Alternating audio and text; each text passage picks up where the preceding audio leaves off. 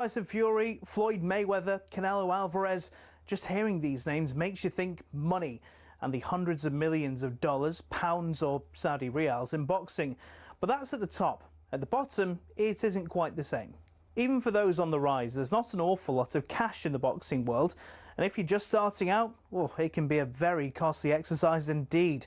But don't take my word for it. Here's the former European champion, talkSPORT's Spencer Oliver. You're turning professional and you're boxing, let's say, York Hall on a non-televised fight. You have to sell tickets to earn any money, but you have to cover the wages of your opponent as well. So if you don't have the ability to be able to sell enough tickets, you effectively have to pay to fight. A far cry then from Jake Paul facing Mike Tyson in 2024, when the purse was reported to be around £48 million. But the vast amounts of cash lining the top dog's pockets isn't the norm in a typical fight. Let's say you're lucky and you get between 5 and 10 grand. You're going to get 10 grand max for that. 10% goes to the trainer, 25% goes to the manager.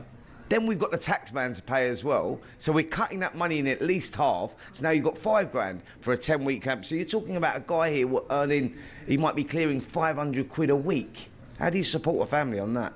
So boxers chase the dream. And, you know, there's probably 2% of them that actually make it. So say you do make it and you start to rise up the ranks. Strikers Boxing, a training academy, says the mid-tier fighters can earn more, somewhere between £10,000 and £50,000 a fight, depending on record, profile, opponent and popularity of weight class. It's only at the top level does the real cash start flowing in, with the top-tier professionals, i.e. those going for titles, earning 6 figures a fight. Something else you'll have heard of is the terms prize fighter or journeyman. A prize fighter is, as it sounds, someone who picks up fights where they can and gets a nice big check if they win. Journeymen are the fighters who take on up-and-comers, effectively used for experience in the ring. Even if they're going up against the real prospects, a young Anthony Joshua, for example, these guys will be lucky to earn more than 10 grand. So the average boxer isn't as rich as you'd think.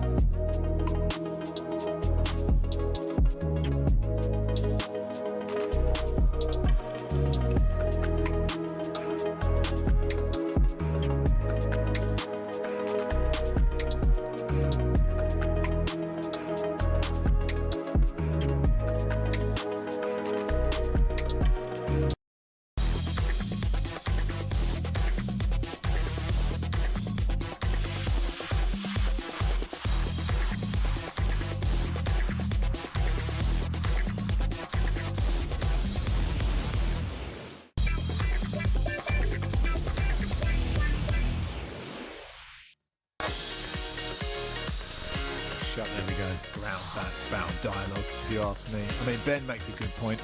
Could be worse. Imagine if Travis Perkins had been a bit... Imagine if Travis Perkins had been done in a day. Done by now. The trouble is, do you know what, Charlie? This is the music that they played in the dressing room before they went out for the Australia's second innings. I know, but this is the bowl. This is what made us. This is what made us bowl like this. This music. If they played slightly better music to them, I mean, there's a few things I can think of. If they'd played something a bit more uplifting, I can't. A bit of kind of punchy keyboard. But what sort of music, Max? I think some sort of loud, upbeat. This is it. This, you mean? Give this to Jofra Archer right now. We could still win this. They've still got to come here and get 65, 64 to win. There's just been a wide. And I would love it. 60 to win on my screen, Max. 60 to win on my screen. Yeah. Wow, you're closer than I am. You are closer than I am. Here we go, everybody.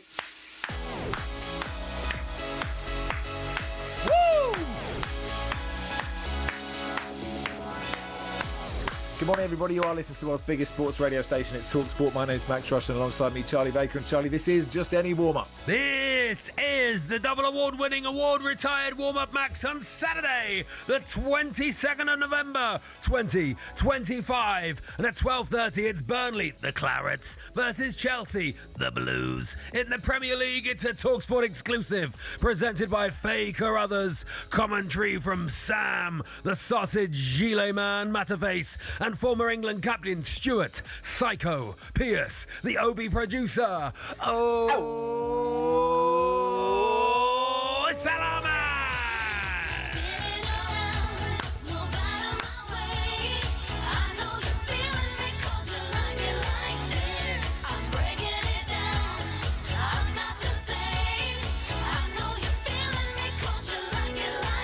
Go get it!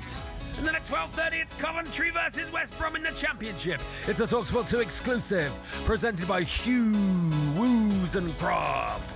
Commentary from Flo Pollock and former Chelsea defender Scott Minto, the Obi producer. It is in it!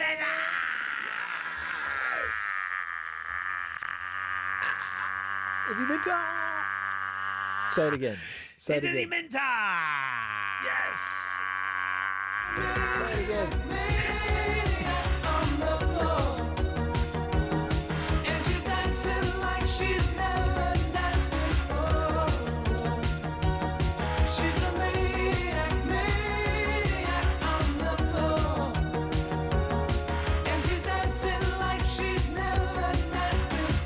Go get it! And then at 14:30, it's GameDay Live with Forget About It. Forget about it!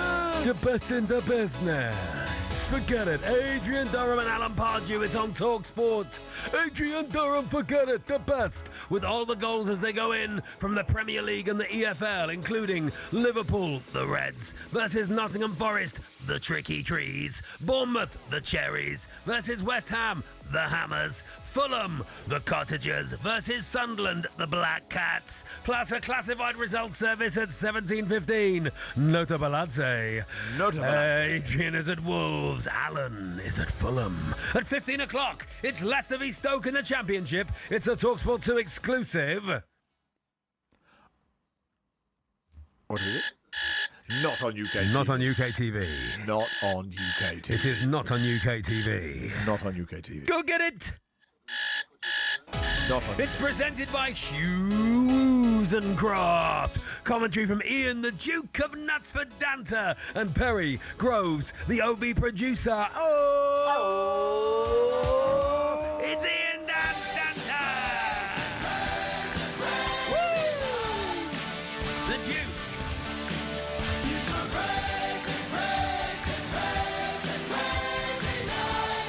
Go get it! It's Big Ticket Live! Premier League and Championship action. You can't afford to miss. Tim says, morning Max and Charlie, can you please get Andy Jacobs on the phone to hear his test review? I need cheering up. I'd love that. Would be good, wouldn't it? I think the words "what's the point" would turn up.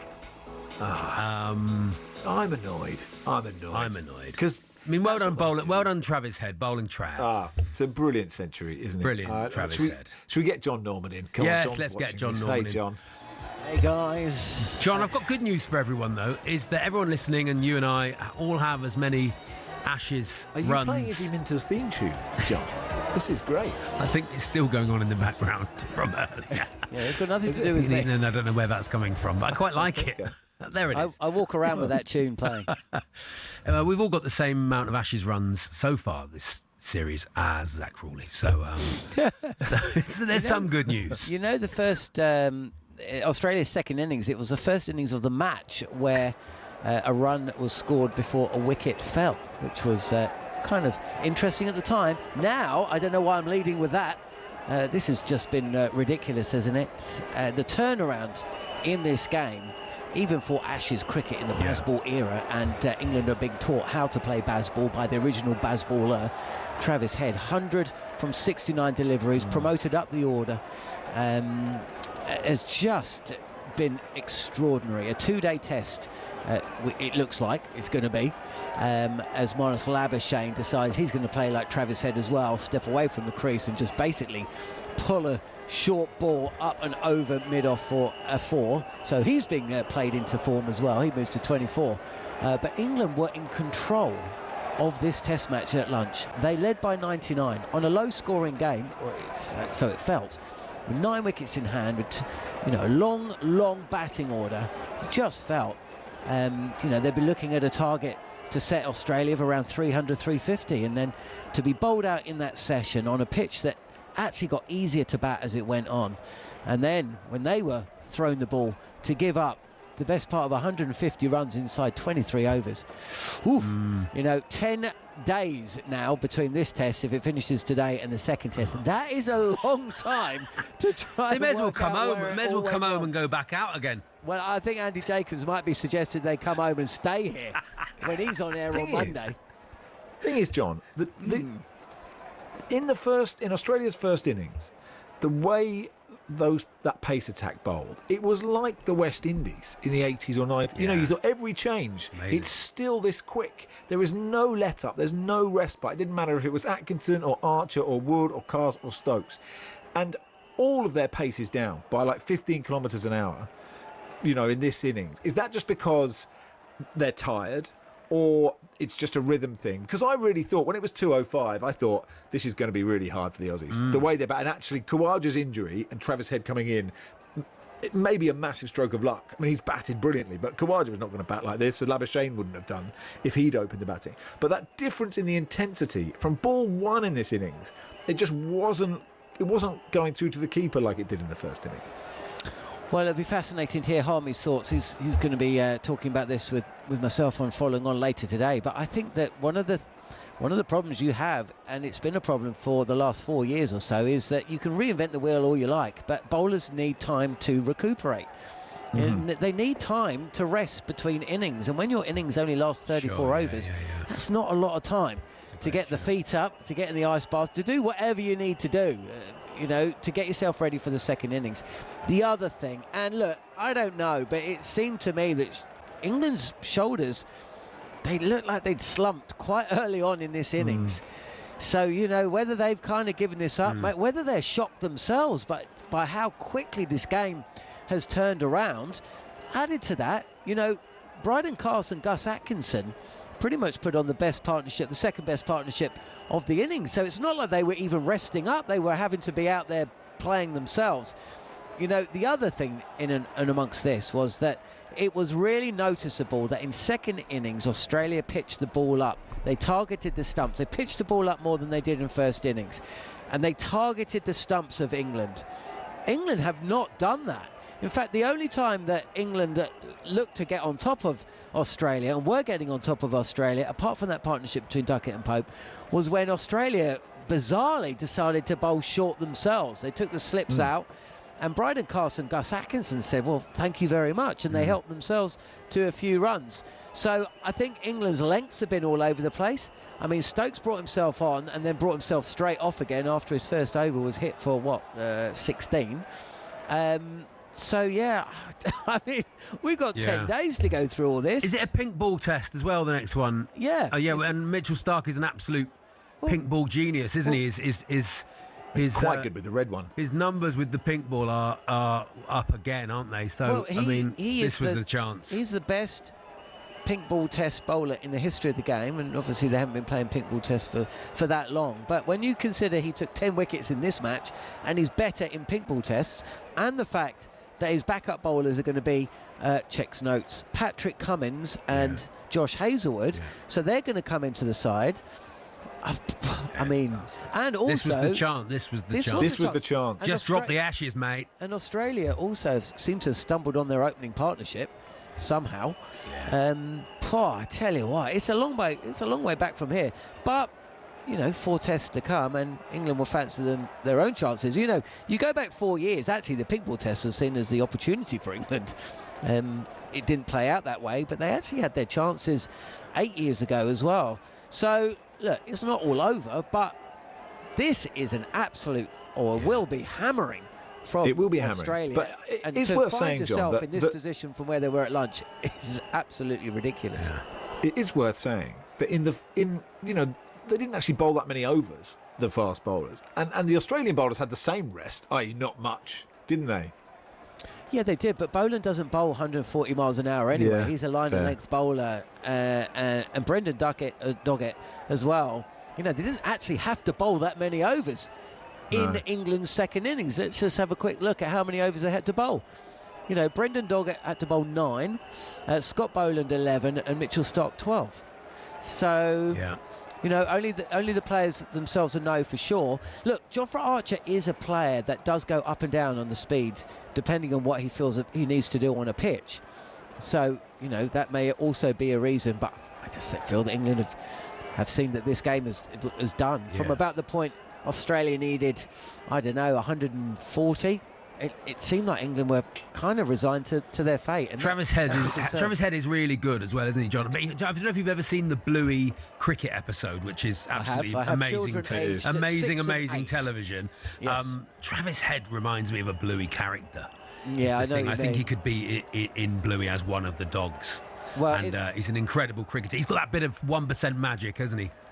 Well, look, when he walked out to the crease, I messaged our big boss, who is an Aussie and loving life right now. Oh, yeah. And I just said, this is a masterstroke.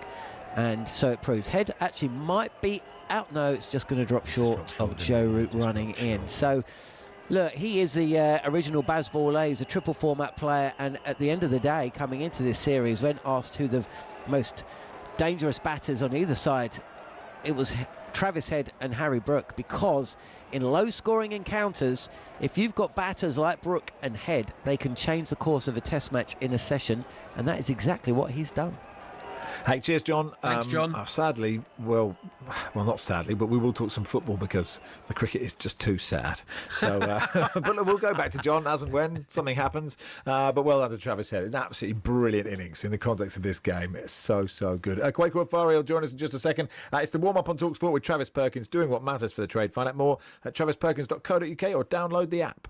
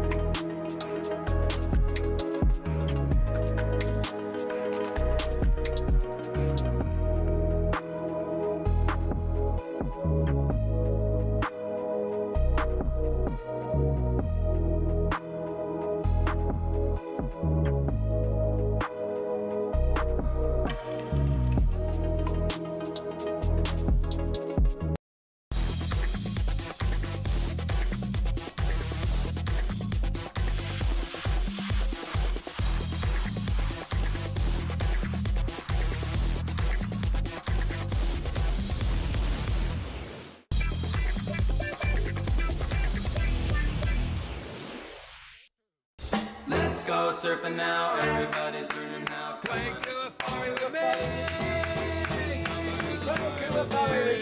Welcome, Kwaku. How are you? I'm good, thank you, guys. How are you getting on? Yeah, very good. Yeah, very good. Where do we find? Nice hat. Out on the road. Nice hat. Yeah, on the road, boys. I'm always here for you, boys. Oh, he's on the road. And He's out and he's about. not telling us where he is. Doesn't know Has where he committed is. a crime? Maybe he's on a I'm in a train station. Or a different radio station. Okay. Maybe he's on a Which different train radio station? station. Do you think we don't have a lot of clues from what's behind Euston, I'm us? going for Euston. You say London Euston, okay. London Euston? No, you're wrong. Brighton. Brighton. Oh, how lovely. Okay, What a nice lovely. afternoon. You're down the due. pier. Are you going to Down Brighton, the Brentford, Kwaku? Are you going to the Brentford game? Oh no, I live in Brighton. I'm actually coming to the office after this call. So Couldn't be bothered to get in for this chat, no? I mean, it's very early already, guys. I live in Brighton. It's a long trek. Okay. Okay, right. Let's actually talk about some games rather than your admin. And then where are you going after? And what are you doing on Sunday? Look, we're doing Chelsea in a second with Simon Johnson. So Yes. apologies, you can't talk about your team. Let's start then with Liverpool Forest. How do you see this game going?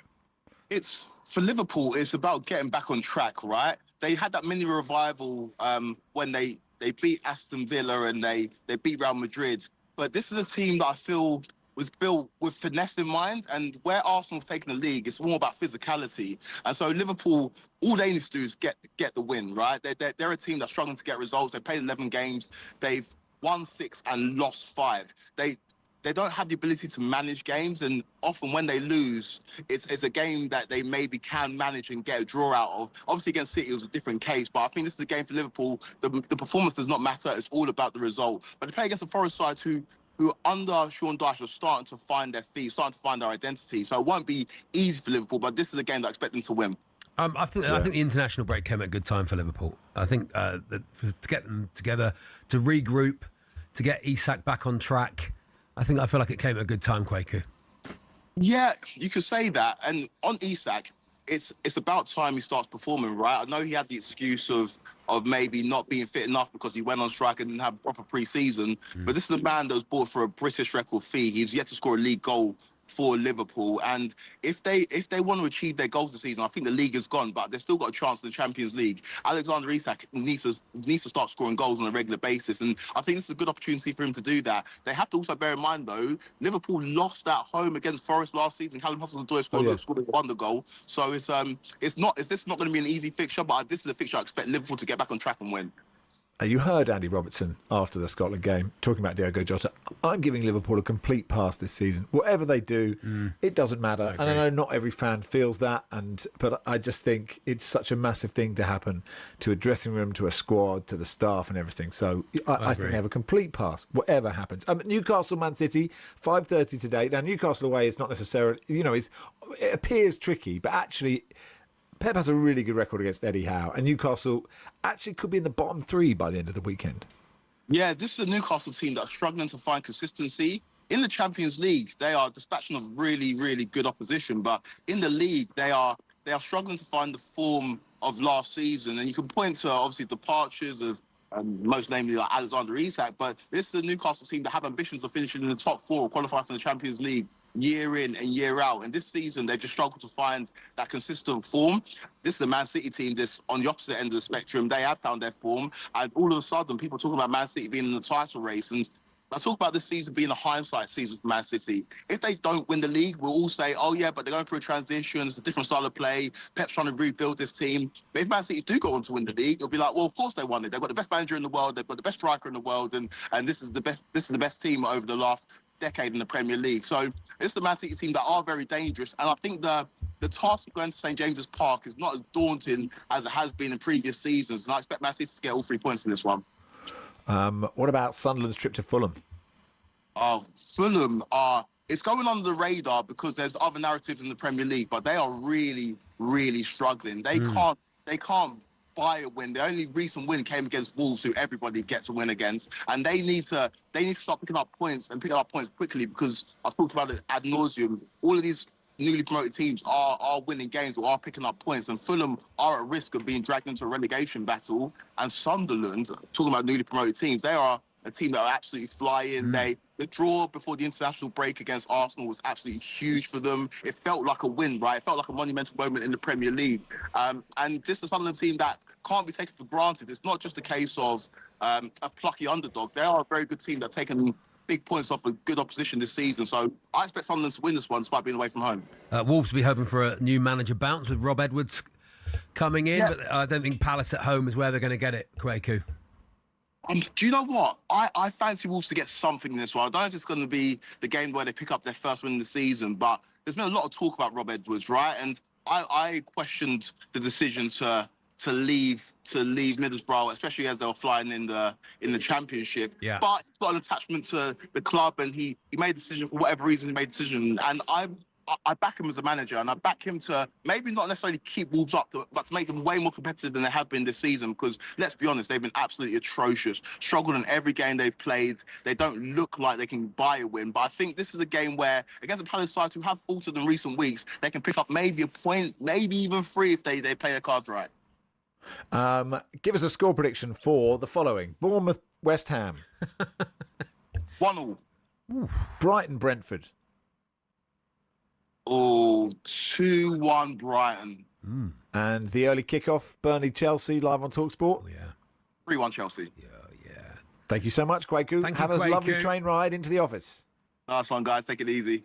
Kwaku Afari there. It is the warm-up on talkSPORT. Max Rushden and Charlie Baker with you until 11. We haven't talked about Cole Palmer stubbing his toe. Cole Palmer or toe footballers. We were going to do stub toe football. Alan Stubbs. And what did you say, Max? I said...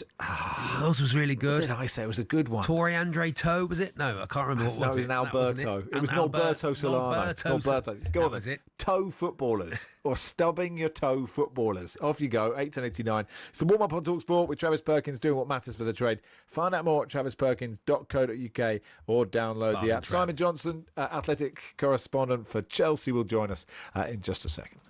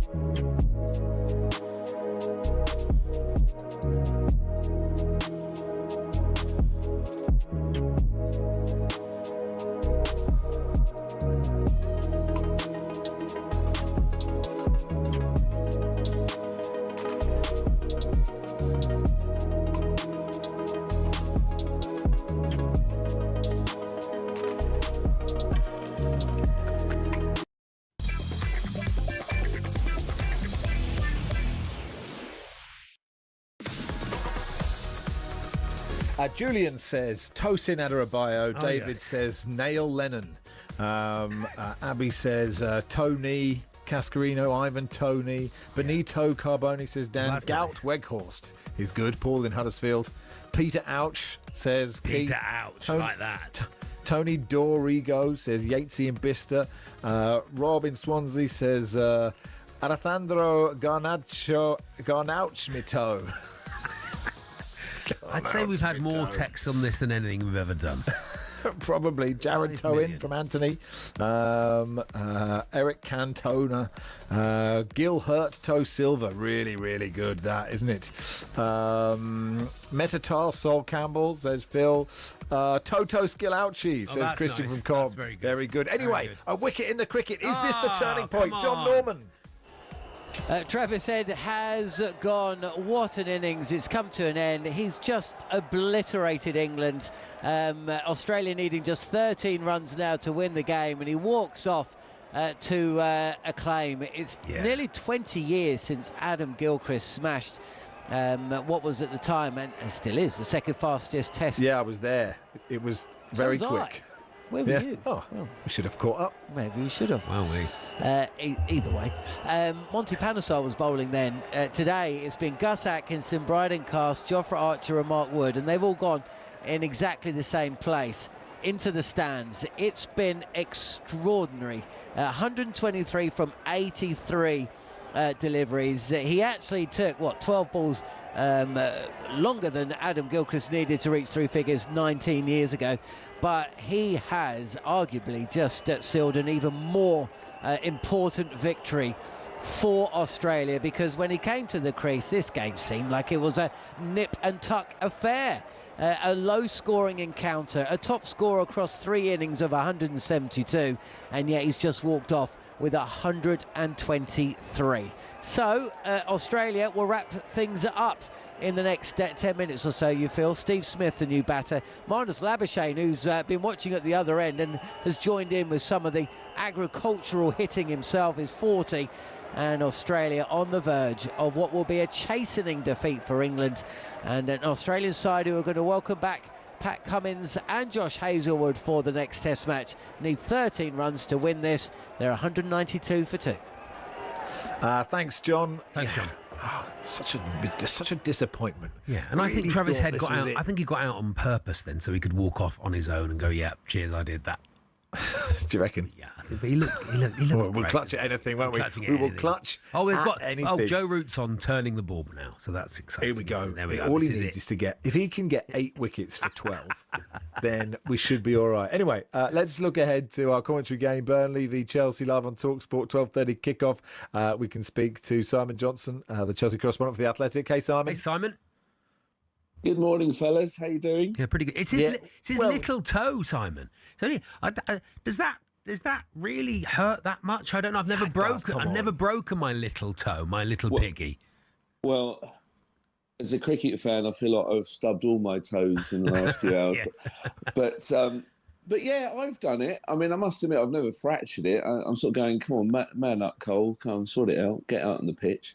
But no, it can be really painful. And when I asked Maresca about it yesterday at the press conference, he sort of said he saw him without any sort of socks or flip-flops or anything on because of the pain. So, all right, okay. I mean, hopefully it's not too bad, but I think it's kind of like the story of Cole Palmer's season so far. I mean, he's only played four times for Chelsea this season, which is extraordinary when you think of sort of how important he is to them. And but Chelsea have been able to get by so far, but the timing could be much worse, particularly with Barcelona and Arsenal around the corner. But of course, Burnley themselves won't be too easy to break down later on, one would expect. Yeah, I mean, Lineker had this, people teasing him for his toe, but like, it's quite, you do kick the ball, like you are running on it. Like, I imagine it could really hurt. Simon, Chelsea are a really hard team to work out. I don't know if that makes it more fun to work to sort of cover them, or actually quite annoying. It's just very hard to know how good they are, who's in form, who isn't, what the settled side is, and all those things. But maybe, I mean, you are closer to it. Maybe you have all this completely taped. You know what you're doing. I certainly don't know what I'm doing, Max, but yeah, I know where you're coming from because, yes, I've been to, I sort of say it to pretty much every game I turn up to. I don't know what Chelsea to expect, and that can be in game, not just between games. I mean, the League Cup game at Wolves sort of summed it up, really. They were 3-0 up at half-time and coasting, and ended up hanging on to a 4-3 victory. I mean, it's just, in a way, it's great fun. Like, it's great entertainment. It's not like the Jose Mourinho era where once Chelsea took the lead, you just knew that was the game done and dusted. But in saying that, you look at the table. Look, they're third in the league. Yeah. They've won 8 of the 11 games in all competitions without Palmer, which I think is to their credit. The disciplinary issues of fingers crossed for them has slightly improved because a couple of those defeats were when they had that they've suffered in the Premier League have been when they've gone down to 10 men. And inevitably that affects how people perceive them. But defensively, they've got the 6th best record in the Premier League. They're the 2nd joint highest scorers in the Premier League. So you look at it and you go, there's certainly more positives than negatives, but this week is huge for them. It reminds me very much of back in September. They had an away game at Brentford, which they drew 2-2, then a tough Champions League game at Bayern Munich, which they lost, and then they lost to Manchester United. And the whole sort of mood around the place and around Enzo Maresca changed because of that. And they've had to rebuild, and they've done a pretty good job of that. But you can imagine if a similar thing happens, there'll be a lot of question marks all over again. Liam Delap is back fit. I don't know if he's playing today, but you'd hope he'll be able to score 20 goals and make a late run at the England side as Harry Kane's understudy. Yeah, it's not really got going yet, Delap. He looked quite promising in the Club World Cup. Then, of course, he suffered a hamstring injury in late August, which kept him out for a couple of months. Then, speaking of that Wolves game, he got himself sent off on his first game back as a substitute, which was just a crazy... and perhaps some of his frustration showed. And Maresca, sort of speaking to us yesterday, was saying that he was quite open. He sort of said Delap is struggling against teams that sit back and defend, which of course is something he's not used to. When he was playing for Ipswich, of course, it was Ipswich mostly doing the defending, and he was therefore unleashed on the counter attack. Well, Chelsea rarely get the chance to counter attack teams in that sort of sense. It's all about other teams sitting back and making them work hard to break them down. But look, for him, if he can stay fit, then he's got a great opportunity because João Pedro is not an out-and-out number 9. He's more of a sort of a number 10. So the position is his to get a run of games now and make his mark. Simon, lovely to have you on. Sorry it's cut short. It's not our fault. It's England's cricketers' fault. But enjoy the game today. Yeah, cheers, guys. No problem. Thanks, Simon Johnson there. It's all over, John Norman. Over inside 2 days for the first time in an Ashes test since 1921, and Australia have sealed one of the most punishing and embarrassing defeats for England in recent times. 205 for 2, Australia. They've chased down the target set inside 30 overs, and the reason for that is a once-in-a-lifetime century from Travis Head. He has smashed England to all parts. The century coming in quick time. 83 balls is all it took for him to essentially dismantle England's chances in this test match. All of this after England were in pole position to win this test at lunch. Effectively 99 for 1 after taking a 40-run lead over Australia on first innings in a low-scoring encounter that seemed key. It wasn't to be, because England came out after the break and were brushed aside. Scott Boland backing up Mitchell Starc. Starc finishing with a 10 for the match. There was 4 wickets for Boland as England folded alarmingly. Seemingly, though, still, as the session started, the evening session in Perth, it seemed like it still might be a nip-tuck affair. The game in the balance. Australia needed the highest total in the match to win the game.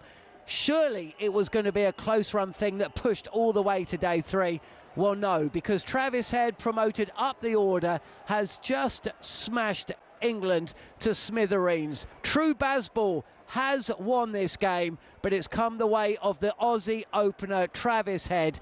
Australia win by 8 wickets, and England have lost in Perth inside 2 days, and will go to Brisbane for the pink ball test with the returning Pat Cummins and Josh Hazlewood 1-0 down in the series. And you know what happens when England lose the first test? Well, they don't win too many Ashes from there. Humiliation and disappointment for England. Australia win by 8 wickets. Boo! Well, listen, Charlie, last time, in 2021, the series was over after 1 ball. This time, we took it to a day. Yeah. So let's not, We're building here.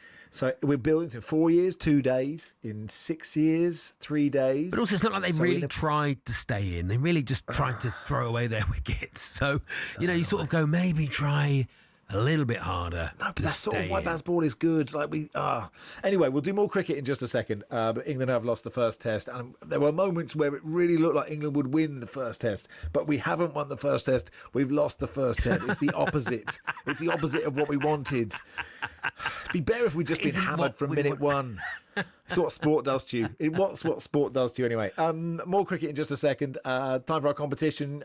You can kick off 2026 with the ultimate trip to Las Vegas with our friends at Virgin Atlantic. Trip for 2. You will fly upper class. You'll be in a nice lounge before you go. When you land, we'll take you to a really nice hotel for 4 nights. A spa villa, in fact. We'll give you tickets to the Las Vegas Raiders taking on the Kansas City Chiefs, and we'll give you £5,000. It's the January 2nd to January the 7th. That's when the holiday is. And next year, here is how you enter. 21 plus, UK excluding Northern Ireland. For a chance to win, text WIN to 83338. Text at £2 plus standard network rate. Bill payer's permission required. Or call 03434239761. Calls are charged at standard rate. All entries must be received by the 28th of November at 4 p.m. This is a network promotion. Run across talkSPORT, Virgin Radio UK and Talk. Full terms and conditions at talksport.com. Anyway, more cricket in just a second. How tall have they moved to? It's a prime time 10 a.m, but rightly so, because we will reflect on that pretty disappointing defeat for England in the first test at Perth in just a second.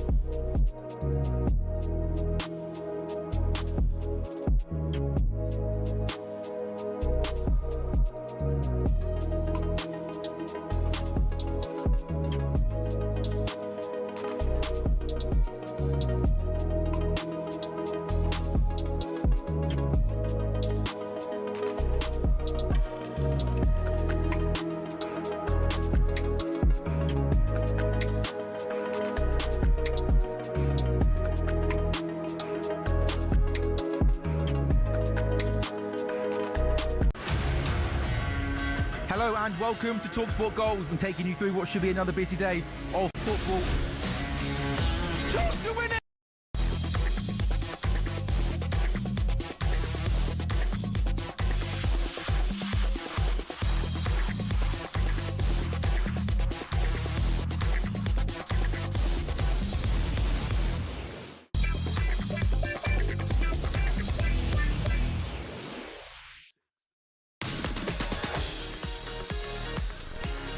Morning all, it is the game day warm-up on talkSPORT. Not the game day, just the normal warm-up.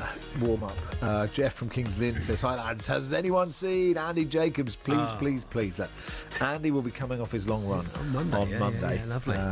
Andy listens to this. Andy listens to the Sunday show. Morning, welcome Andy. to call in, Andy. 03717 223344. How tall are they coming up at 10 then? But let's cross to Perth. Cameron Ponsonby, our cricket writer for The Athletic, is there. Hey, Cameron. Hey, Cameron. Hi guys, how are you getting on? Yeah. Yes, well, not great, but Are you out of the ground already? Are you out of the ground already, Cameron? You've just gone. Oh, okay. I didn't want to be in there anymore. I had to leave. I had to get out of there as quickly as possible. Look, no, it's been. Carry on. No, I was just going to say. I thought England had managed to find every kind of new and old embarrassing way to lose in Australia, and they basically managed to put together a new record, as it were.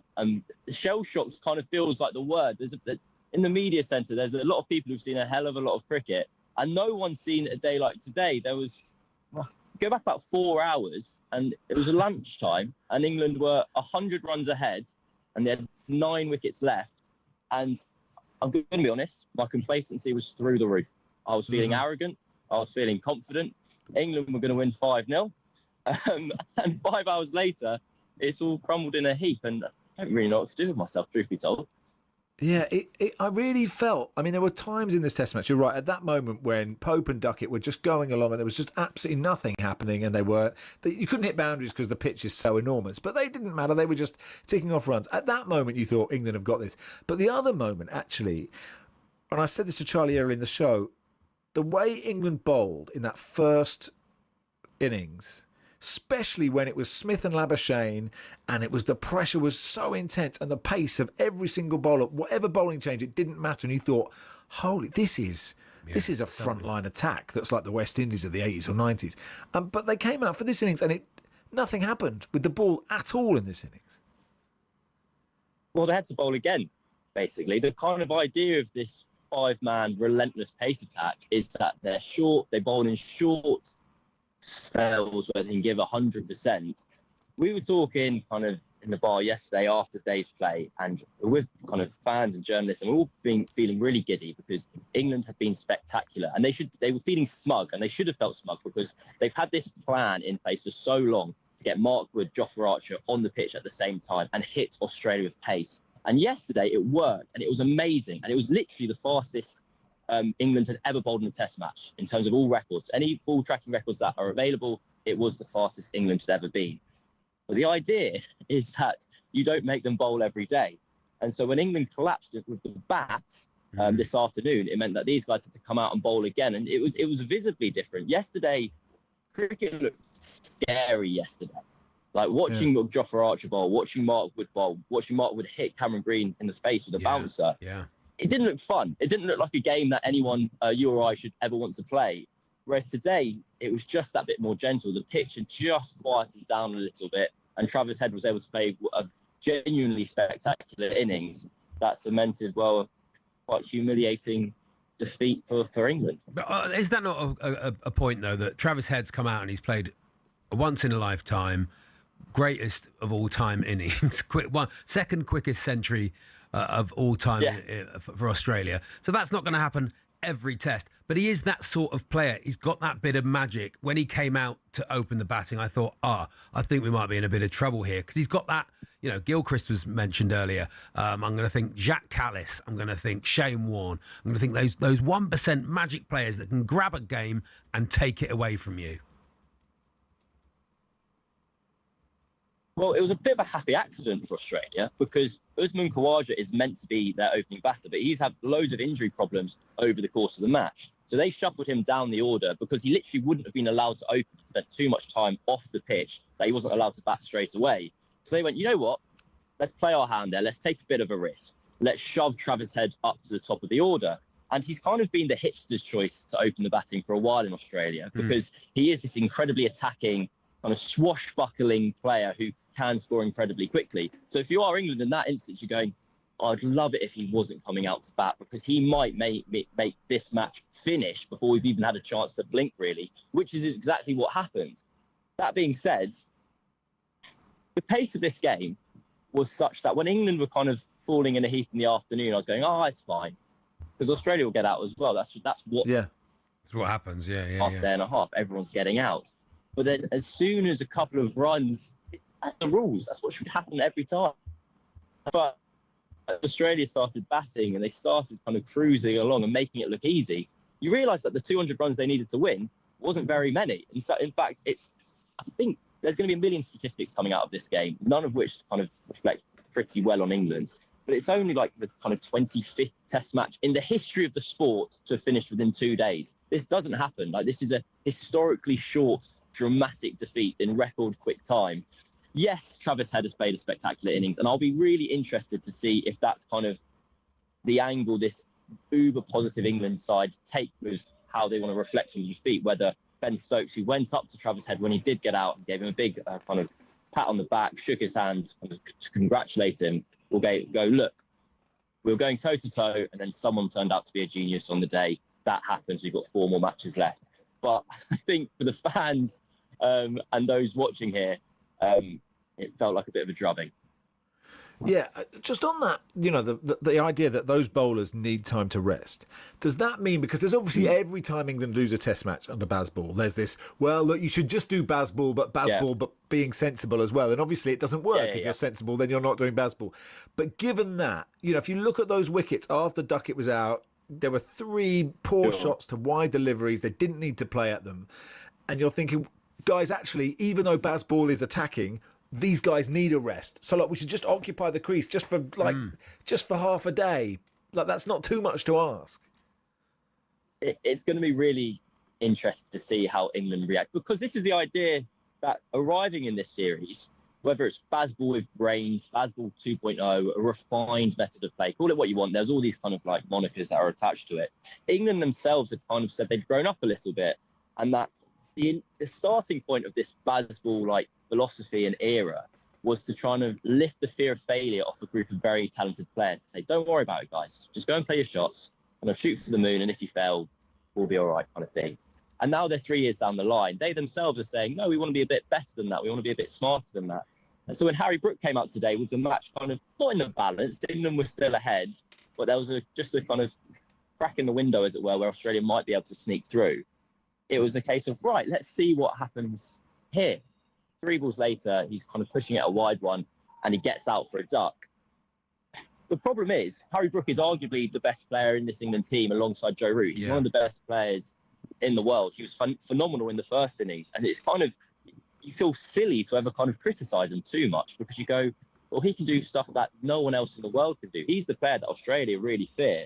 And so if he had scored some quick runs, he'd have gone, well, I basically won us the test match.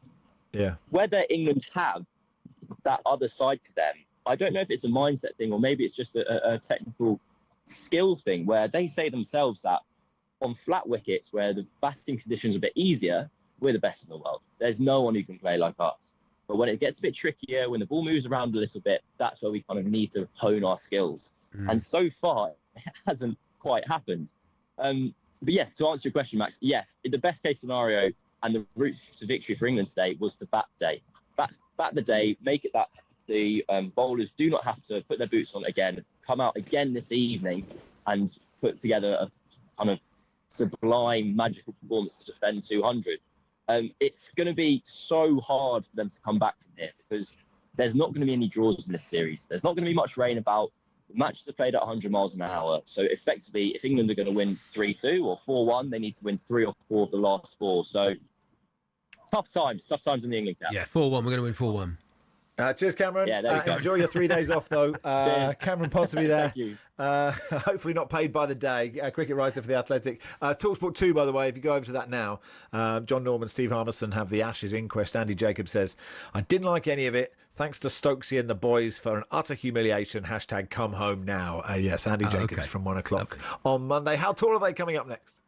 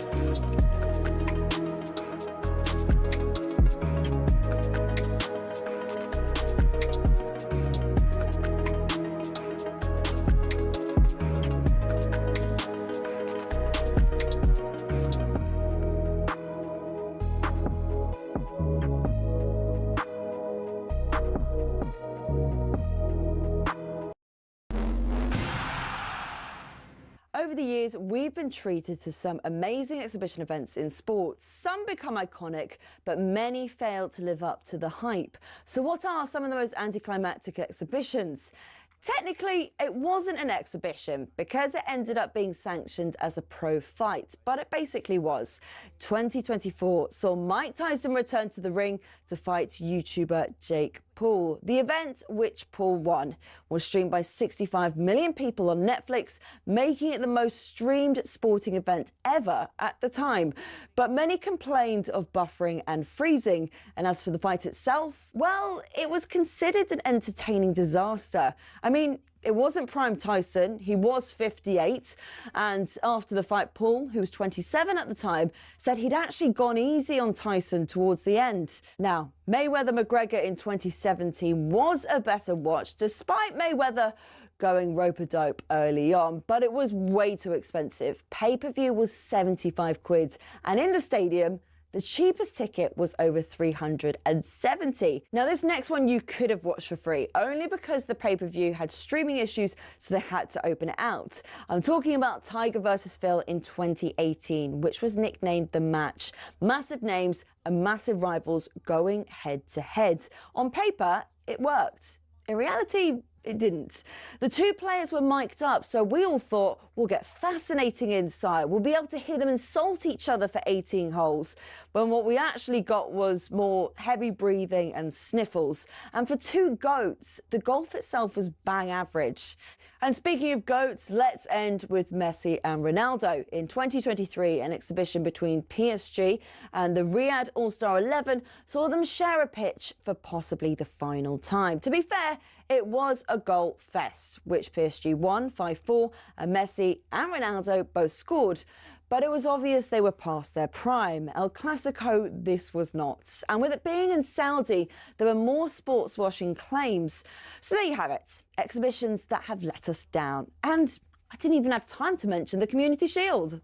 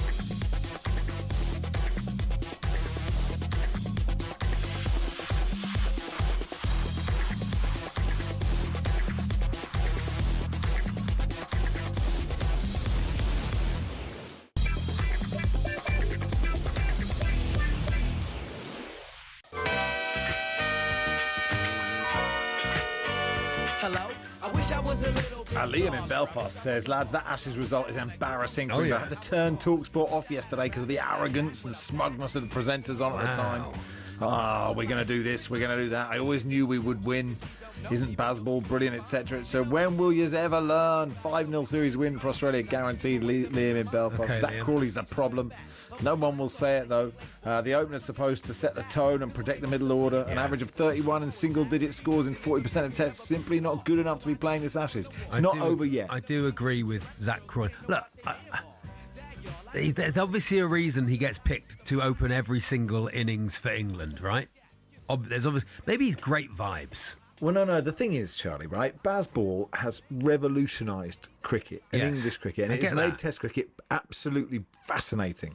And the highs are really high, and the lows are really low, and you just have to suck it up when they're low. But he's out a or lot you can say, in the same way. He is but out that's what a will lot. happen. That is what will happen. That's the point of this. When we win, it is amazing, and when we lose, it is absolutely terrible. And you either accept that and go, obviously, they're not idiots, and they have coaches, and they do need to modify things, or, you know, they're not just going to go, well, we lost today, but we'll just hammer it next time. Or maybe they will. Yeah. But what it does mean is it is such electric sport when it's good. And we had a couple of moments in this test, and it's very hard to win in Australia. It's very hard to win a 5-test series away from home anywhere. It just doesn't really happen. And so we got a shoeing today, and we have to suck it up. They should use my tactic and my new thing, which would be in Bazball, which is they flip the batting order. They just start with the bowlers. Okay. Start with the bowlers backwards. So Zach Crawley goes in last. Yeah. Okay. Well, no, give it a try. Anyway, it's time for How Tall Are They? Bigger than the Ashes. It's How Tall Are They? At home today. She's got a lot of work to do. It's Uma Gaurav. Hear the crowd go. Boom, shake, shake, shake the room. Boom, shake, shake, shake the room. Boom, shake, shake, shake the room. Tick, tick, tick, tick. Uma. Welcome, Uma. You are 3-1 down. Big pressure on you. Yeah, look, it's tough, but I've just got to channel that inner comeback mentality. I've got faith. You've got faith. Obviously, last time there were some of the footballers were a bit old, and you're quite young, and that wasn't fair, and that may be the case again. And if there's one thing Graham Courtney isn't, well, it's the one thing he is. It's old. It's Graham Courtney, everybody. Woo! Guilty. Send him down. 25 years. Adjourned. Sustained. Overruled. Graham Courtney, welcome. Send to watch England. Send him to watch England. Where's Botham when you need him? Where is Botham? Get Botham Where's Beefy Botham? For goodness sake, get Lord Botham there. You're 3-1 up, Graham. Uma Gurav is a tough place to go, but how are you feeling? It all depends on the questions, as per normal, but at the moment I'm full of cold, so thanks for asking. Oh. Okay, here we go. Let's play, Guilty guys. of a cold. Let's play. Okay, then, Uma, you're at home. You are trailing 3-1 to Graham the Judge Courtney, one of the world's best. He really is. But we believe in you. It is an Guilty Ashes as special. charged. It's an Ashes special. We begin with this, Uma. How tall is Marcus Rashford? Marcus Rashford. How tall Very is nice. Marcus Rashford? He's fairly tall, isn't he? I'll go with 5'11".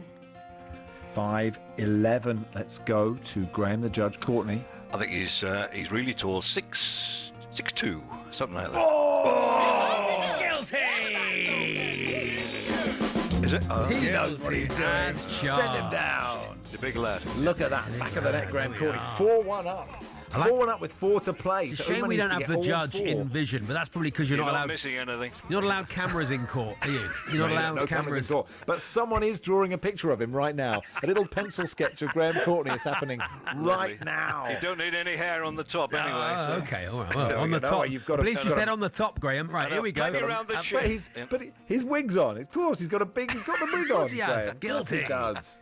That's charged. Okay. Come on, we believe in you. We believe in you. Graham Courtney, how tall is Dan Earn? Dan Byrne. Dan Byrne Earn. is 6 foot. I should know that. Dan Byrne is 6'6". 6'6". Uma Gurav. I think he's 6'5". He's 6'7". It's still 4-1. Oh, that was the I'm moment. ashamed. I thought the door was open. Courtney left the door open, but that is an Wrong way, embarrassment for Regals. Courtney. I should have got that. Embarrassment for Courtney. He must have stood next to Dan Byrne a million times. What's he even doing? Listen, we have to play the rest of it, even though it is over. For the Uma looks quite sad illegal about it, betting actually. markets. She looks genuinely sad about it. It's, I She am. I'm actually looks devastated. completely indifferent, and she's like, I've got a serious career to be getting on with. I'm a Why am I serious talking to these journalist." two losers? How tall, Uma, is Nikki Barmby Army? Nikki Barmby Army. Nikki Barmby, who I'm going to say before your time, Uma, but Yeah, how I'm tall not- is Nikki Barmby? Nick Barmby, I yeah. don't think I know who that is, so I will say 6 foot. Oh, yeah, maybe. 6 foot. Might Okay. be, Well, you might never be. know what's happened since he retired, and maybe done some. We had Listen, Graham Tori Courtney. Andrew Flo was 5'4" last week, so Yeah. So things can change. Graham go. Courtney. Graham Courtney. How tall is Nikki Barmby Army? Ex-Borough player. He's 5. He's not very big. 5'6". oh, he's 5'7". He's 5'7". 7. Hit Shall the we bar. move on? 5'7". We move on. Graham, the judge, Courtney, see you in court guilty. Send him down. David Gary Platt.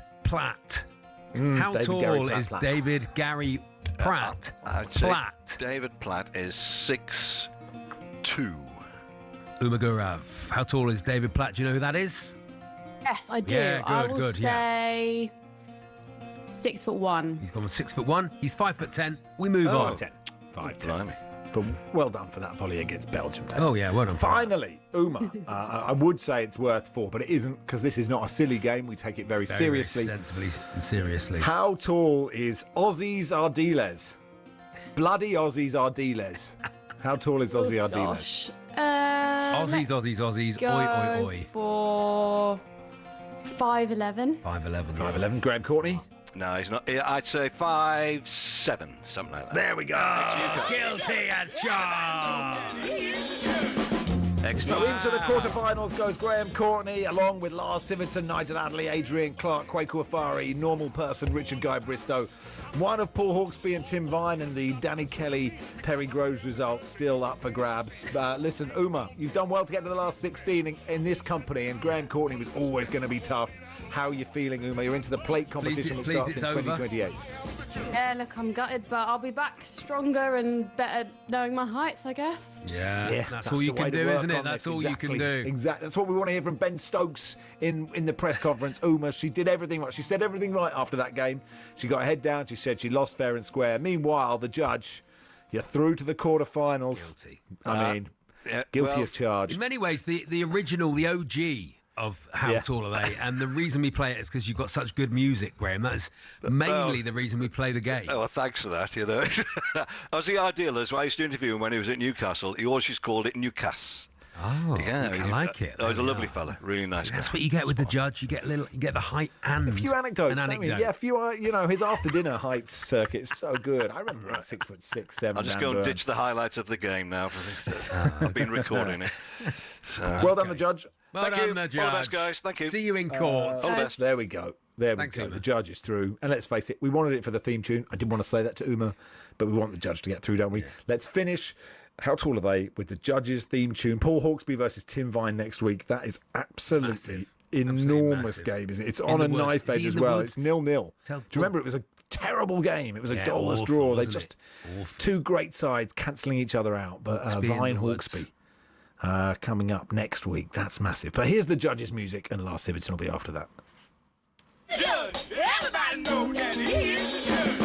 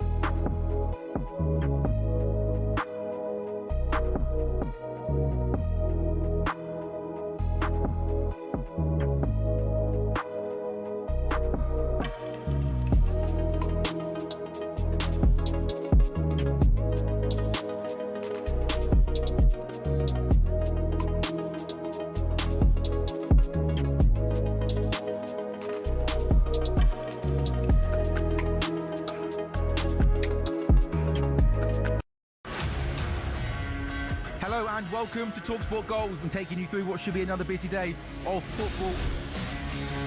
Chance to win it! We don't need to do that, guys. I'm going to owe you an apology.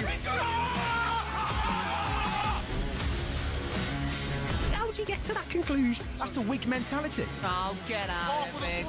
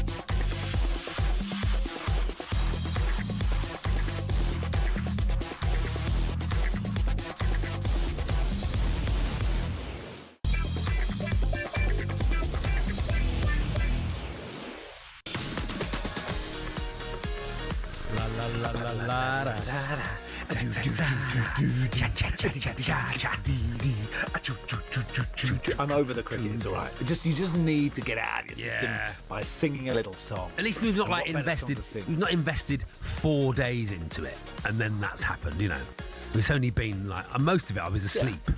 So That's you know, true, yeah. very much like this I've show. watched all- Most of it I'm I've watched asleep. Most of it. Basically, what happens with this show is Charlie puts in a big 5 minutes at the start. Yeah. He sort of basballs it. You Yeah. go big at the Big, start. I'm here. and Look, then I'm you- here.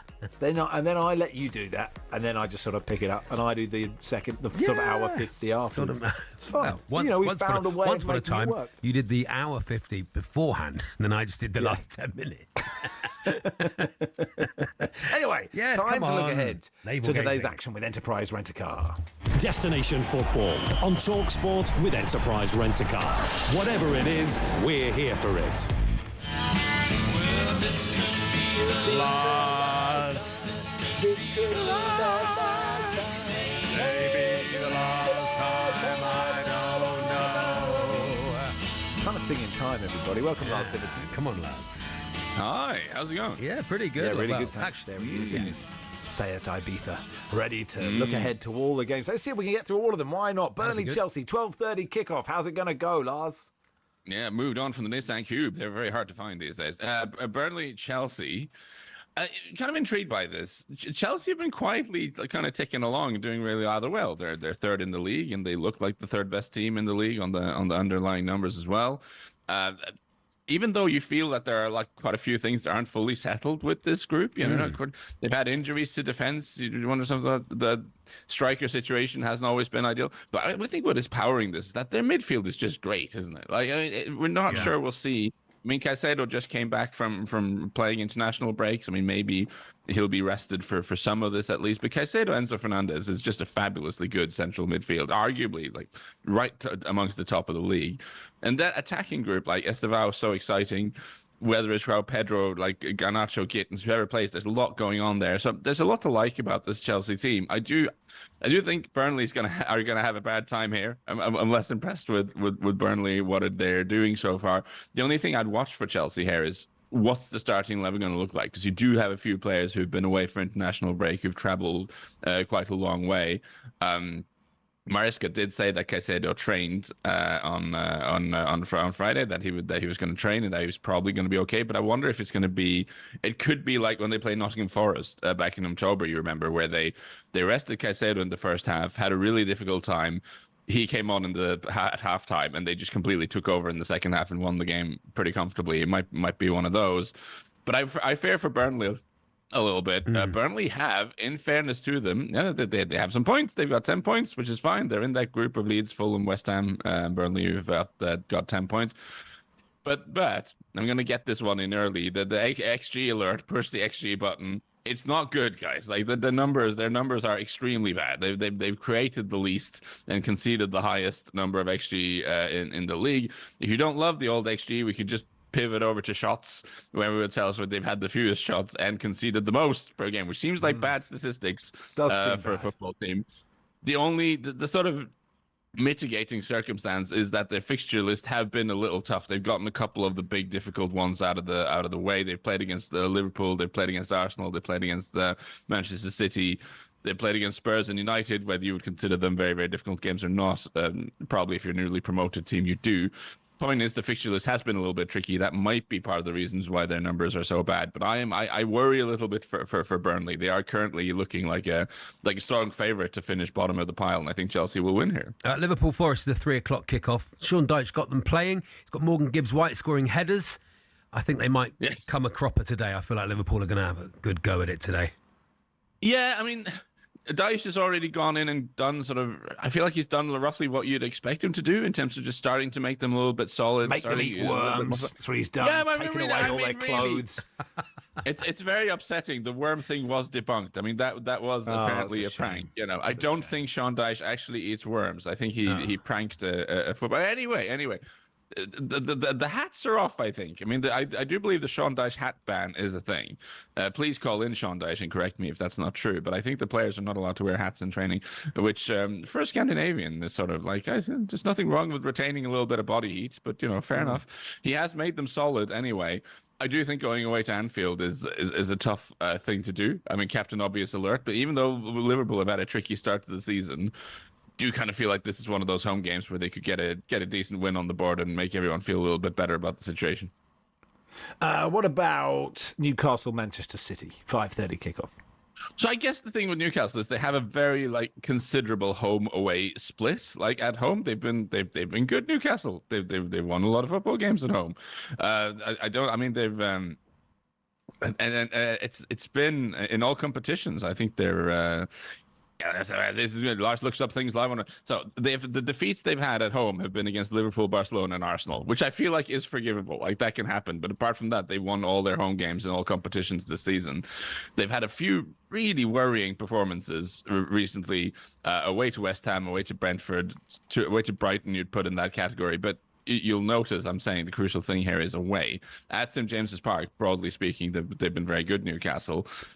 I do wonder a little bit about the matchup here because Newcastle, I feel like when they're at their best, when Newcastle under Eddie Howe are at their best, they're playing quite direct. The game is flowing. There's a lot of movement, a lot of stuff going on. It's end to end. It's kind of like classic English sort of top division football. They want the games to be a little bit chaotic and lively. Yeah. Manchester City are really good at stopping that from happening. Manchester City have so many players who are just good at getting on the ball, playing a couple of short passes, taking the tempo down. I suspect that's the kind of thing we'll see them try to do here. Even if they're playing a little bit different this season. This is a very roundabout way of saying that I think in spite of Newcastle's strong home record, I kind of like City for this. The way they've been motoring along has been very, very impressive. Erling Haaland is still fit and scoring goals all over the gaff.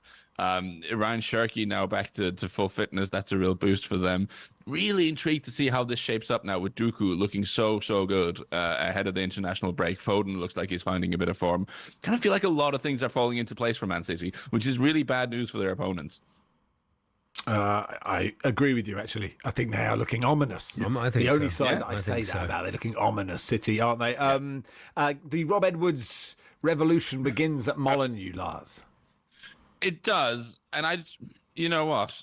He's starting from such a low base, isn't he? 2 points in 11 is quite bad, and it's the fact that the thing that's not helping him is that I have just doomed Burnley live on air. I've written them off. I think they're bad, but they've got 10 points, which means they still got a chance to their performances might improve. And what I'm getting at is Wolves have 2 points. So there's a gap between them and really the other teams that are down there struggling. So even if Rob Edwards instigates some kind of revolution and dramatically improves things for them, there's still quite a lot of room to make up. They have to really perform quite impressively to get anywhere near it, which is a really sort of convoluted way of saying I don't really think that will happen. I'm not convinced they have the tools to get it done. I think we all thought in the summer when they let Mateus Cunha go, if you watched any Wolves game last season, so much of what they created, so much of what was going forward for them was instigated by Cunha, just kind of roaming around doing stuff. And they not really seem to replace him very well at all. They have, in Andre and João Gomez, they have two very, very good midfielders. They have a very perfectly capable striker in Jürgen Stan Larsen, but creativity seems to be a real issue for them. And that is something Rob Edwards was going to have to get stuck into. I think they're kind of doomed as well. Quick fire then. What haven't we done? Bournemouth, West Ham. What's going to happen, Lars? You've got 10 seconds per answer. I don't think West Ham will win. I think Bournemouth have lost 2 games now, but they were against Man City and they had that weird 4-0 defeat to Villa. I think that's Bournemouth getting back on track, albeit against an improving West Ham who have won 2 on the bounce. Last on match of the day, Fulham Sunderland. I mean, yeah, I think you're right about that. Brighton Brentford's last, isn't it? You'll see. I think Fulham Sunderland's got a cagey 1-1 draw written all over it. Personally, let's move on. Okay. So which one do you think has 1-1? Brighton Brentford. So what do you think Fulham Sunderland has? Actually, now that you mention it, both of them. Yeah, that's that. Okay. That KG 1-1 draws all over the place. You won all double. Yeah, good stuff. Absolutely. Have we done all the games? I think we missed we a game? tried. We tried. I think we've done everything. Yeah, I feel like we've we completed said all the football names. just then. Said all the things. I was What too was quick. good This is- almost yes. never happens. Too quick. Yeah. You did really well. And also, Lars, the only guest who doesn't actually care about the Ashes, probably wasn't even watching it. So, Yeah. what a joy. I was not. What a Can joy. confirm. Not watching the Ashes. Good luck to What is the Norwegian cricket- equivalent of the Ashes, do you think? It might be like cross-country skiing that we get very, very excited about, which not that many people outside of the country care about. Also, women's handball is very big in Norway, which probably doesn't register in quite the same way in the UK sporting landscape. Though it is a great sport. When the Summer Olympics come round, check out the women's handball. Tremendous. Check it out. On the men's handball as well. Is there anything more pointless than being a handball goalkeeper? I mean, literally, it's ridiculous. No. Oh, Max, you've opened a can of worms here. It's terrifying. For Sean Dyche, you opened the can of worms for Sean Dyche. Is that the sort of thing? Is that the sort of thing Norwegian Rory Jennings would say, just to get some phone calls? Isn't it? Handball goalkeeper is totally pointless. Call me now. Max Rushden. It's something that you've said just to get some phone calls. Can I just say, that's like me saying the cricket is just standing around and nothing happening all the time. It's a silly sport, which I know it's not true. I've lived in the UK long enough to know it's not true. I've been to the cricket. I understand the appeal. But like being a handball goalkeeper is terrifying. The ball is quite hard. People are flinging it at you from close range all the time. It's unpleasant. It's very dangerous. But no one's ever made a save. No one's made a save because the ball is so hard and it's really close to you. Anyway, Lars Mustache, thanks for your time. You do the Peter Schmeichel star jump constantly. Anyway, good luck, everyone. Have a great weekend. Good luck. It's the warm-up on talkSPORT with Travis Perkins, doing what matters for the trade. Find out more at travisperkins.co.uk or download the app. Destination Football on talkSPORT with Enterprise Rent-A-Car. Here for it. Book now at enterprise.co.uk.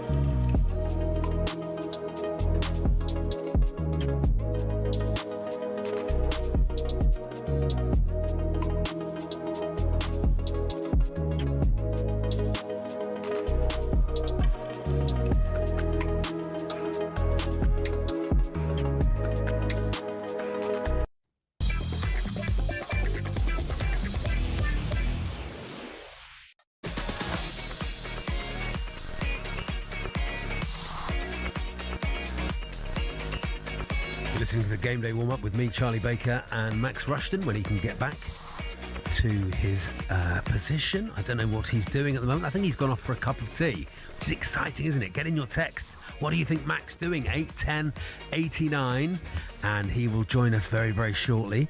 I think we're going to go and talk to Stuart Pearce, who is at Burnley versus Chelsea. There we are. Hello, Stuart. Hello, Stuart Pearce. Hello. Hello, Stuart. How are you doing? Yeah, you got me now? Got you now, yeah. Burnley, Beautiful. Chelsea. A lot of people predicting a big win for Chelsea. Stuart, I can only agree. I'm not sure. You know, after the international break, you get your players back late, the travelling implications for Chelsea and everything. I'm not so sure it'll be clear cut as people are suggesting. Okay. Everybody, I just went to the facilities. No, I seem to have. Is he back? I seem to have He's back. He's back, break. Stuart. He misjudged it, but we did miss him. I'm really sorry, Stuart. I was just using the facilities. I didn't realise that the headlines were. I thought there was enough news in the world for me to, very short headlines. That break. Well, that to have a filler suggesting that turkeys won't be available at Christmas. Exactly. You know we're struggling for news then, don't you? Jesus Christ. Lars Siverton was on, Stuart, saying that Burnley have the worst XG against and the worst XG going forward, have conceded the most shots and had the fewest shots. But apart from that, everything's fine. Well, they're not in the bottom three at this moment in time. So you would suggest that, 11 points, their tally so far. They're a point per game at the moment on par. So it's not the worst start to the season, that's for sure. Sunderland's start has magnified probably those teams that got promoted and put some pressure on one or two others. But I think it'll be a tougher game today for Chelsea than people are suggesting. Scott Parker likes to get his tactic is to get 1-0 up and hold, isn't it? And I think he's done that pretty successfully with this Burnley team. Yeah, they seem to be well organised, well drilled. I talked to Unsworth beforehand, who follows them a fair bit and covers a lot of their games, and suggesting very well organised, difficult to sort of break down. They got the 5 at the back scenario. Carl Walker, obviously, with that bit of experience. And, as I say, Chelsea have got it all on to keep pace with Arsenal, I think. And Liam Delap possibly back today, back fit. A late run at the England squad, do you think, Stuart? Well, I see no reason why not. If his form's good and Chelsea are playing reasonably well, he'll be in the mix, because at the moment I'm not sure Thomas Tuchel's sold on the options on and beyond Harry Kane. No, agreed. Enjoy the game, Stuart. Thanks for coming on. Thanks, Stuart. Take care. Cheers, chaps. Good stuff. Stuart Pearce there at Turf Moor for Burnley versus Chelsea. Let's look at the latest odds head of today's action with William Hill. In the Zone on talkSPORT. Brought to you by Final One Standing. New from William Hill. 18 plus gambleaware.org. Terms and conditions apply. Lee Phelps joins us. Hey, Lee. No music, Lee. What a shame. And no microphone. No microphone, no music. It's unbelievable. Is it ready? Is the Lee Phelps music ready? It's a good one, I'll just read out what Max has been doing while they get Lee's music. Max has been for a jobby. That's from Paul Bartow. I think he's Scottish. Max has stubbed his toe and is jumping about outside Deb's Ironing Shop in Wakefield. That's nice. Max has been attacked by the Australian bats, he mentions every time he's on air. Do you know what, Charlie? The bats are extraordinary because there is a big mulberry tree between the shed and the house. Oh, yeah. And that's where the bats like to be. Yeah. And they are enormous. And every time I open the door, you hear this vroom, vroom, this sort of flapping of the bats. Anyway, there's no music, so we can sing. We can sing it, Max, if you'd like, or Lee. Okay, yeah. Do you want? Which one do you? I need somebody. Phelps. Not just anybody. Phelps. I just need somebody. Phelps. Wow, I'm even more honoured. And I think we've had enough of Australian bats for today as well, by the way. Oh, nice. Okay. What a nice. No, very good. Very good. Nice pun, Lee. That's why you're there. That's why you're here in studio. Where do you want to start? Final one standing. Yeah, less than 1% of players are left in the original and the biggest game, the £500,000.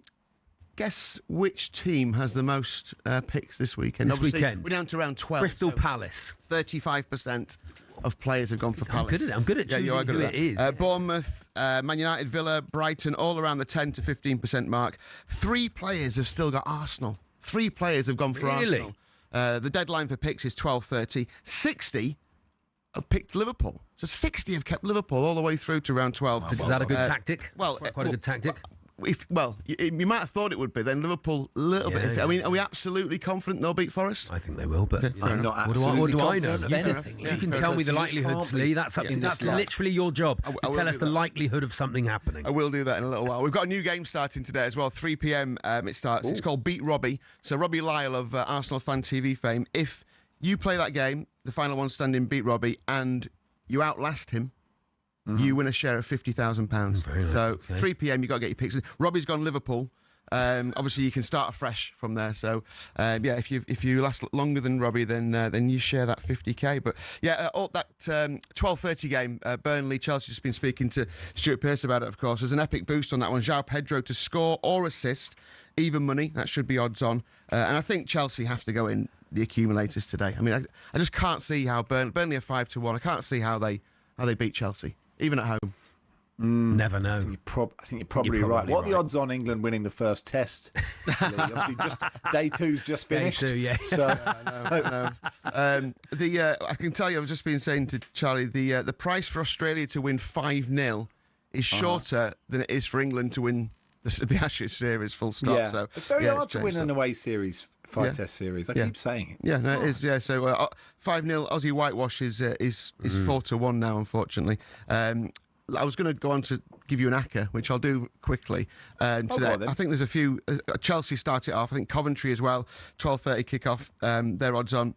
I think Brighton win at home. I think Sunderland can go to Fulham and win. And I think Fulham, listening to Quaker earlier on, I agree with him. I just don't think that Fulham are anywhere near, and I think they've gone under the radar a little bit. Sunderland are obviously in fantastic form.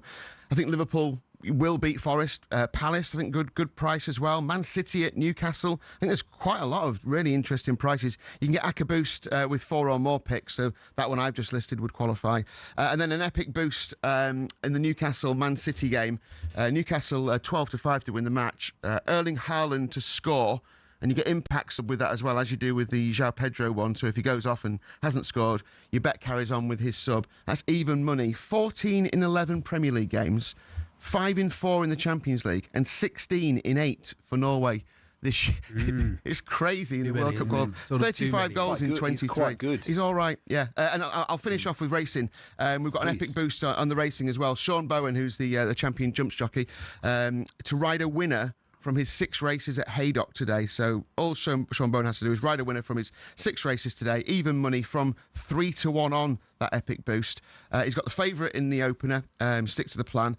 His second ride is the 4 6s. It's like they're punishing us, isn't it? It really is. Yeah. But he's got 6 rides. 1 winner from those lands the epic. And we also launched Racing Bet Builder today. Obviously, loads of people know about the football bet builders, and we've done it with the NFL. The racing one starts today, so you can combine multiple picks, build the bet you want. Just check it out on the app. We've also got darts, we've got rugby union, got loads going on. So looking forward to a cracking day. I'm on goals with Kwaku, Sam and Abby from 12:30. Brilliant. He's in show business as well, Max. It's unbelievable, isn't it? He's Lee Phelps. That was the latest odds, brought to you by Final One Standing, new from William Hill. Terms and conditions apply. 18+, gambleaware.org.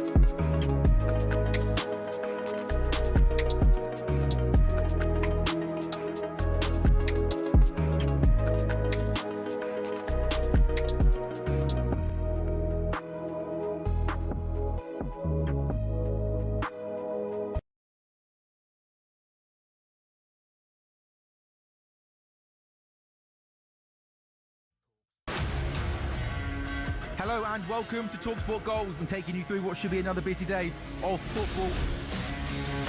Chance to win it! We don't need to do that, guys. I'm going to owe you an apology. How would you get to that conclusion? That's a weak mentality. Oh, get out of it.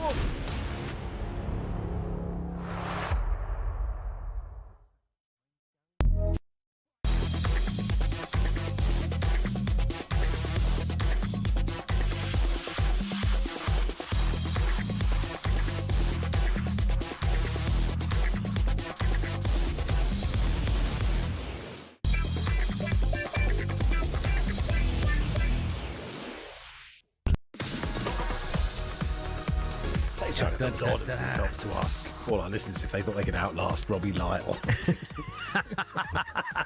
I'd never thought about it actually, but you know, I don't know. I don't know what Robbie's health and lifestyle is like. What the odds on that? It's a strange new market that I hadn't really considered, but there we are. Anyway, kick off 2026 with the ultimate trip to Las Vegas. talkSPORT and our friends at Virgin Atlantic are giving you the chance to win a trip for two. Start with exclusive access to the Virgin Atlantic Clubhouse at Heathrow, flying upper class comfort straight to Vegas. Once you land, enjoy 4 nights in a spa villa, cheer from the stands as the Las Vegas Raiders take on the Kansas City Chiefs, and have £5,000. It's on January the 2nd until the 7th. That's when you have to go on this holiday. Yes. Here's how you enter. 21 plus, UK excluding Northern Ireland. For a chance to win, text WIN to 83338. Text at £2 plus standard network rate. Bill payer's permission required. Or call 03434239761. Calls are charged at standard rate. All entries must be received by the 28th of November at 4 p.m. This is a network promotion. Run across talkSPORT, Virgin Radio UK and Talk. Full terms and conditions at talksport.com. To the clinkety-clink sensor. There's always time for time difference, and here's your host. As always, it's Ollie, clinkety-clink-clink. Welcome, Ollie. Hello, Ollie. Good morning, chaps. Yeah, this is time difference. It is time difference. I'll give you a goal from a game this week, and you have to tell me which minute it went in. Let's firstly bring in for Jeff Peters. Jeff, how you doing? Hello, Jeff. Yeah, hello. A very good morning to you. Max led from start to finish last week and has won 9 of the last 11 time differences. Better line than the birthday spread. I mean, still not one that you'd ever broadcast on, but it is better than Thursday. So look, we take these small Can't imagine wins. that line getting on the radio, but here we are. This is what we're doing. We are. That's where we go. Over. Come on, Ollie, get on with it. Get on with it. He's in Cancun. Get on with it. Yeah. Is he in Cancun? It's not a part-time job. It's not a part-time job. Absolutely. What's the temperature like in Cancun at the moment, Jeff?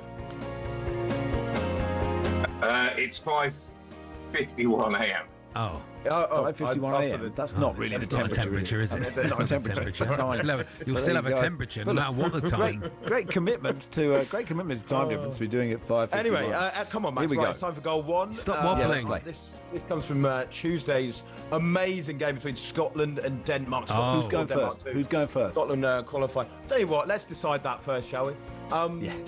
Which hand, Charlie Baker, are my AirPods case in? Well, your AirPods are in your ears. I thought you were going to say my AirPods. Then I can see them in your ears.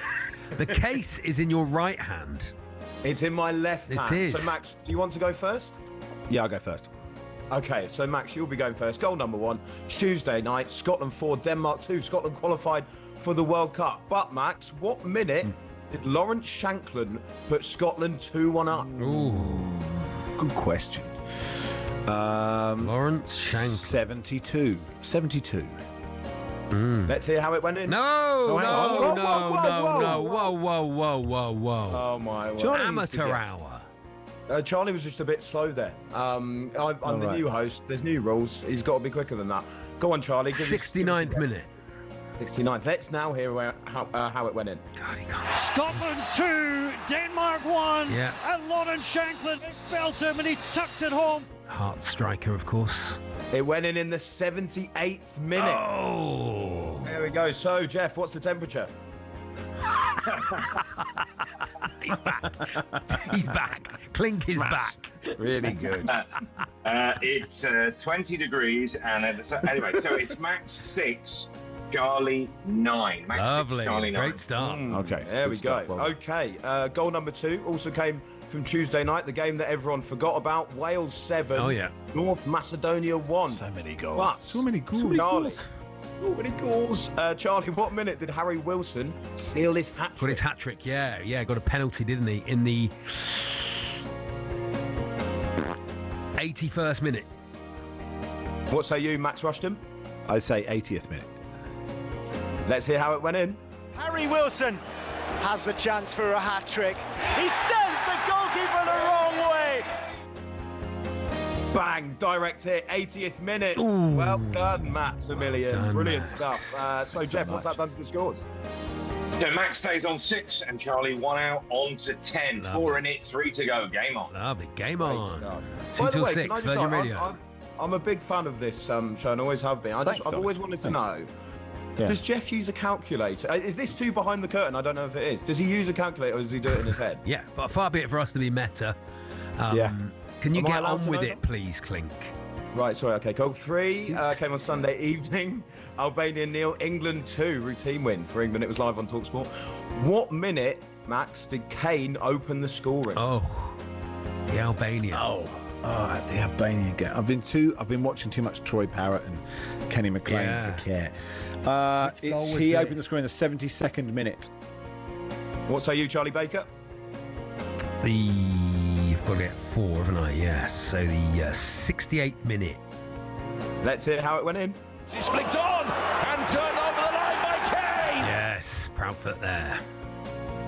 The answer is the 74th minute. Ooh. Good work again, a Max. So treat. what's that done to the scores, Jeff? Stop it, Max. You're too good at this. Max 2 minutes out onto 8 and Charlie 6 minutes out onto 16. No calculator required. So No 8 in it, 2 to go. I knew it. 18 and 2 to go. Good game this. Well played, everyone. Yeah. Great Knew time it was differencing. mental, Max. Right, goal number 4. This came Max last is mental. night. Sorry, yes. Were you listening to talkSPORT 2? Because it finished Preston 1, Blackburn 2. But in what Of course I minute was. did Andrew Goodjohnson score the winner for Rovers, Charlie? The 62nd minute. Max Rushden? I think it was a bit later than that. 63rd minute. Let's hear how it went in.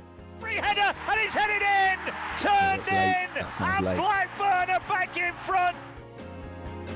It's a direct hit for Charlie Baker. Oh, no way! He thought about time difference last night. He Stop thought it. about You it. check the scores. I looked at the That's score. cheating. What? That's Checking cheating. the score? That's cheating.